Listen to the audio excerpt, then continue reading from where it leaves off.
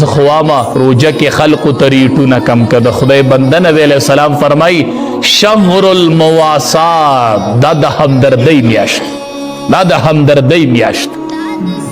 تا روجه نیولې ده او مال دې سټاک کړی دی او ته ناسې ماښام به روجه ماتئ او په دې مال سټاک کړی دی، د خلکو حقونه پکې ضایع کې ډېرې پې وګټې او په دې حج او عمرې له لاړ شي. دا حج او عمره دي. د دواړو جهانو سردار فرمایي الجالب مرزوق والمحتکر ملعون. هغه دکاندار چې د بار نه رزق راوړي او دلته یې په کلي او په علاقه کې په خلکو په مناسب ریټ خرڅوي، مرزوق دله د الله د طرف نه رزق میلاوي. ځکه دی د نورو خلقو د رزق ذریعه ده. مال راوړه روجه کې خلقو ته ریټونه چې د وس خاونې نو لږې کم کا، لږې ورته کم کا. دا روپۍ پکې زما د طرف نه کمې شو، زما د روجوات یې وله ماله خو په ریټونو کې ورته 1 روپۍ کمې وکړه، 1 روپۍ ورته کمې وکړه. مرزوق تعالی به الله همیشه رزق درکوي، ځکه ته د بل بنده د رزق ذریعه جوړه شو.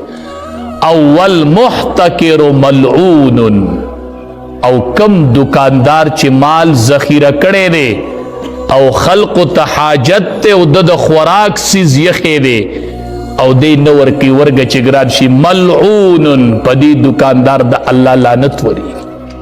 الله په لعنت کې دی.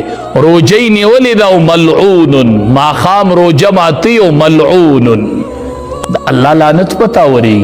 دا د روجې میاشت ده، تا مال سټاک کړی دی، ورشه غریبانان په څه حال کې. حدیث مبارک کې راځي چې څوک 40 ورځې د خوراک سیز سټاک کی او خلقو ته حاجت او دی ورنکي، 40 ورځې پس کده دا ټول مال د الله په لار کې صدقه کې خو چې کومه ګناه ګټلې دا د هغې کفاره نشي جوړېدلی. دا روجه ده، دا زموږ روجه ده. روجه یوازې د روجې نیولو نوم دی، یوازې د قرآن د اورېدو نوم دی، یوازې د تلاوت نوم دی. د چا معاملات برابر دي؟ د چا معاملات برابر دي؟ معاملات برابر کو، معاملات برابر کو. هر سړی ځان له خپله هر سړي سره حق تړلی دی. که پم واله لځي هغه ته وایي د تیلو ګیج برابر که. ما دپاره نه، زما په روپۍ نیمه ایسوم نه کېږي، نه د ګاډي والا په روپۍ نیمه ایسوم ونه شه چې سړی د 500 د 6 تیل ورچي د 300 روپو پکې ایس رانله. خدا پردی حق پتا بار شو، گیج برابر کا، کوالٹی برابر کا. دا د الله تر طرف حکم دی. ویل للمطففین،